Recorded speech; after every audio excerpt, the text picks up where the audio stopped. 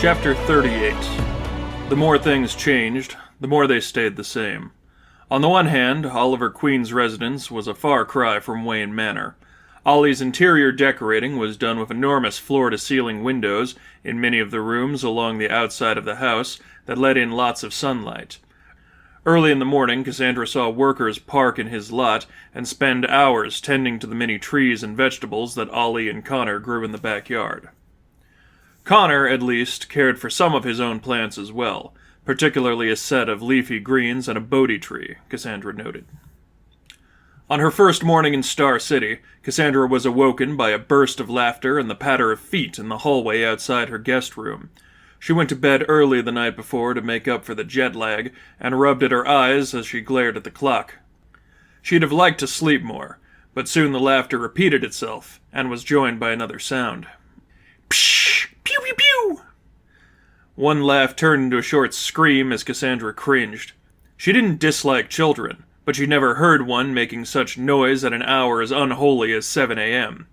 The laughter and pew-pew sounds rattled at her door as she slid into a pair of sweatpants and a t-shirt. It was no use trying to get back to sleep. She'd probably already gotten more rest than she'd managed since her confrontation with Zaz. Cassandra pushed open the bedroom door, and in an instant all of the laughter stopped. Just to one side, in the middle of the hallway, stood a little girl with long black hair and skin too dark to be white, too light to be Asian, garbed in a pink princess dress. The two stared at one another, and a little shudder ran through Cassandra's frozen body. For a moment, it was like looking into the past. "Ah, shoot. I'm sorry. Ollie told me you were in a different room." Cassandra leaned out of the threshold and broke her stare of her miniature doppelganger. The speaker down the hall was a young woman, maybe a year older than Cassandra, dressed in a flannel top with her hair in a strawberry blonde ponytail. "I don't think we've met before. Cassandra, right?" The stranger approached. "Wanna play?" the tiny Cassandra said. "Wanna play some more?" I know. The blonde lifted up the little girl. Cassandra estimated the child was maybe 5 or 6. "I'm Mia. Dearden, in case it matters. And this is Leanne." She turned to the little girl in her arms. "Say hi, Leanne." The little girl raised her hand for less than a second and said, "Hi," before she turned her face away. Cassandra managed a small smile. "Hi, both of you. In the interest of full disclosure, I know, everything," Mia said. When Cassandra winced a little, she added, "I mean, the basic stuff. You run around in costume at night. It's okay. I do it too." A little of the stress melted away. "Oh, who?" "Speedy the Second," Mia said. "Or at least I was before I got a promotion to super nanny." She nuzzled Leanne, who giggled. "You just woke up. You want something to eat?" Cassandra nodded. Mia cleared her throat and spoke to Leanne in a British accent. "Madam Harper, what shall we dine upon this fine morning?" Leanne raised a hand to her mouth as she thought it over, before she shouted, "Biscotti!" Mia laughed and led Cassandra down the hall toward the kitchen. Despite being on the opposite side of the country, costumed heroes still gathered in mansions, and loved ones acting as servants still spoke with British accents. It still felt like home. So Cassandra let another chuckle slip out as well. Cassandra and Leanne sat at a glass-top table in the mansion's big, sparkling white kitchen, while Mia reached for pots and pans. Out from one cupboard, she drew out a small orange bottle and turned out a few pills within. Cassandra squinted. "What are those?" "Vitamins." Mia downed them with a glass of water. Something about the pace of her response seemed unusual, but Cassandra was quickly distracted when she noticed Leanne stick her tongue out at her from the corner of her eye. As soon as Cassandra turned to face her, Leanne slipped it back in, as if she'd done nothing wrong. Cassandra looked toward Mia again as she poured a few more pills out from a second bottle, swallowed them, and made a disgusted face. Cassandra almost spoke, but caught Leanne with her tongue out again and jerked her head back to see. Leanne again looked totally neutral. "How about eggs?" Mia walked toward the fridge. "You like eggs this week?"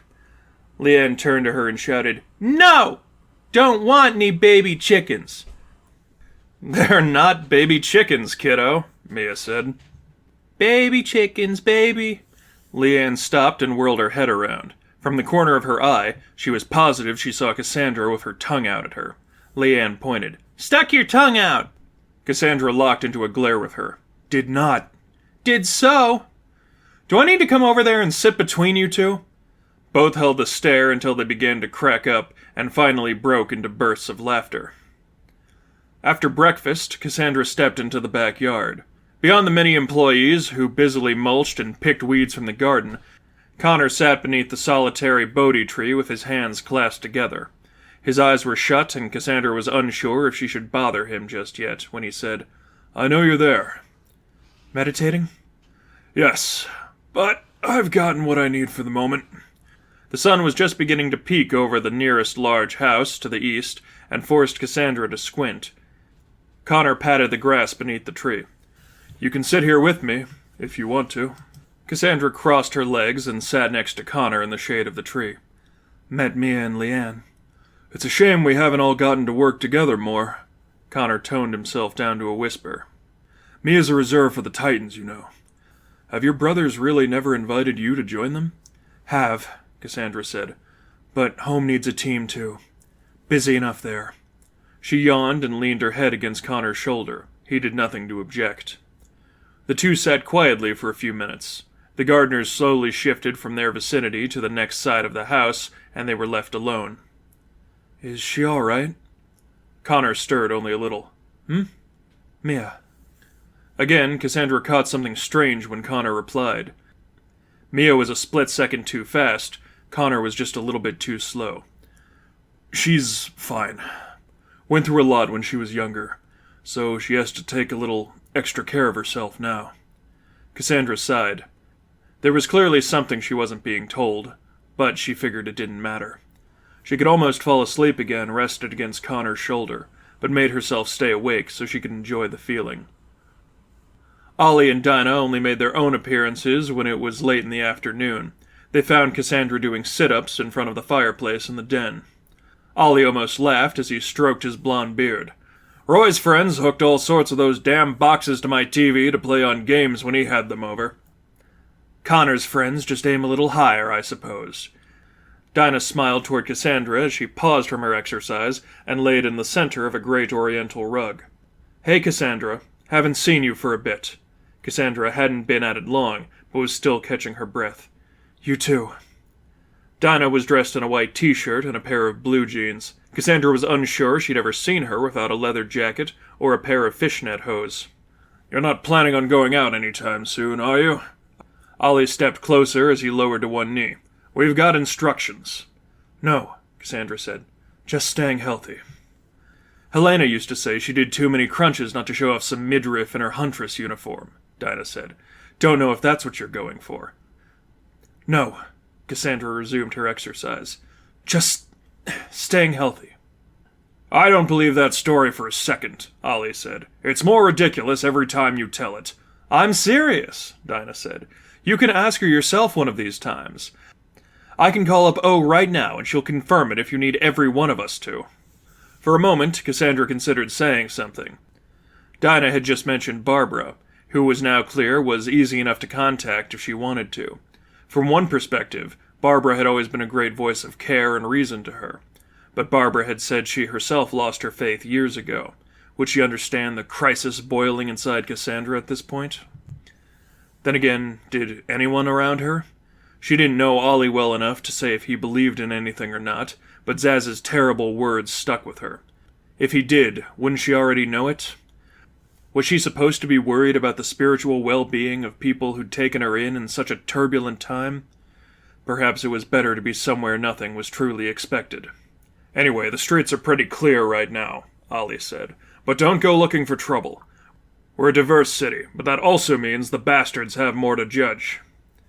Cassandra wasn't giving him any mind as she resumed her exercise routine, rolled over, and began doing push-ups. It wasn't as if there was anywhere else in the city she wanted to be, except maybe that Ghirardelli shop for another tasty treat from that kind server. Her night ended in Connor's bedroom. It was a place of contradiction, bigger than Cassandra's room, maybe as big as the den, yet the furniture within was sparse.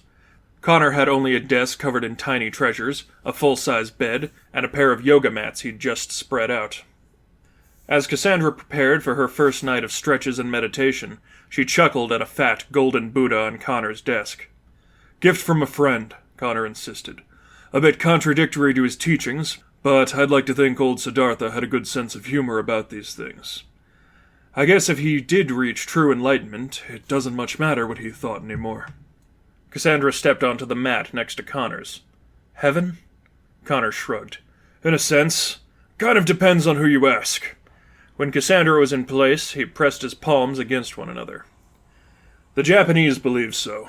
Christianity only settled there for a relatively short time centuries ago, but they still have heavens and hells. Some of their own making, some they picked up from the missionaries." He put out one of his legs and nearly reached his toes when he leaned down. Cassandra did him one better and made it. "In India, where Buddhism originated, it is thought that even the hope of an afterlife was suffering. It was better to detach from everything, even the idea of eternity." "What about you?"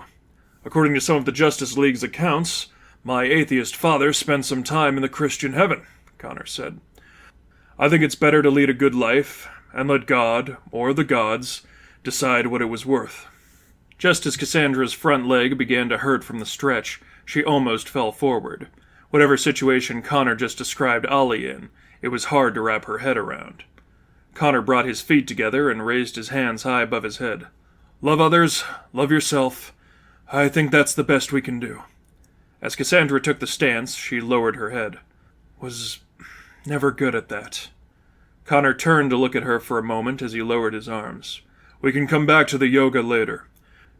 I think it's pretty obvious where we should direct our attention." He knelt down and patted a spot on the mat. "Cross your legs, lotus position." Cassandra hesitated for a moment, but then nodded. One leg over the other, eyes closed, she sat and awaited further instruction. "Deep breaths now. In through your nose, out through your mouth. Find your center of gravity, just like before. Clench every part of your body from your feet to your head, one muscle at a time. Toes, feet, ankles, lower legs, upper legs, groin, stomach, hands, elbows, shoulders, chest, neck, head." Cassandra flinched, almost as if she'd been jerked from sleep. Connor frowned. "Are you all right?" Her breaths were uneven. Afraid. Felt nothing." "That's part of the idea." "No!" Cassandra was almost gasping. "I can't. Not again. Please, Connor." It wasn't clear to him what was going on, but he held Cassandra by her shoulders. "Okay," Connor said. "You don't have to. I won't tell you to try again." "Can't do this." Cassandra sounded as if she was still on the edge of tears. "All I have. Gave up everything else." "What do you mean?" Connor squeezed her shoulder. "I know it's hard, but I can only do so much if I don't know what's happening." The first tears slid down Cassandra's face. "Years ago, Seraphim. Almost gave up on God." She wheezed as she drew another breath. "Can't do it again. Give up God for myself." Connor slowly started to nod as she struggled for words. "You couldn't give up God for yourself again. So you tried giving up yourself for God." With her head downturned, Cassandra nodded slowly. "I'm sorry that didn't work out," Connor said. "We don't have to do anything else if you don't want to." Cassandra rubbed at her head and tried to wipe the tears from her eyes, but said nothing. "I don't know what you're looking for. Maybe you're not sure either, but..." Cassandra leaned forward and silenced Connor with a kiss. Maybe Connor was right. Maybe she didn't know what she wanted. But the misery had exhausted her. She was tired of thinking about the girl before. She was sick of contemplating who she was supposed to be. And she was haunted by the confrontation with Zaz. She just wanted someone, anyone, to love her again. When Cassandra pulled away, she did not look at Connor immediately out of fear of his disapproval. When he said and did nothing, she looked up at him slowly. "Why did you do that?" Connor sounded neither angry nor approving. It was a question, and nothing more. "Don't know." Cassandra met his eyes as she regained some of her composure. "So tired of the pain. Like you said, wanted to let it go. Let her go." Is that really what you want? Connor squeezed her shoulder again. And do you think this is how you'll get it? Don't know. But want to try. She mustered a weak smile. Don't you like me, Connor? Of course I do. It wasn't going to cure everything. She knew that. Nightmares were still ahead. But if Connor could just make her forget that one shred of the past, it would at least be a good place to start. Cassandra leaned in. Connor met her halfway, and their lips locked again. It made perfect sense. Connor understood who she was, with or without the mask on.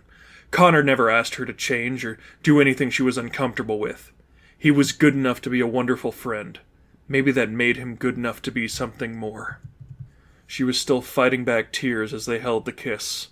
Every one of those thoughts was true. So why, for the love of all things sacred, didn't it make her feel any better?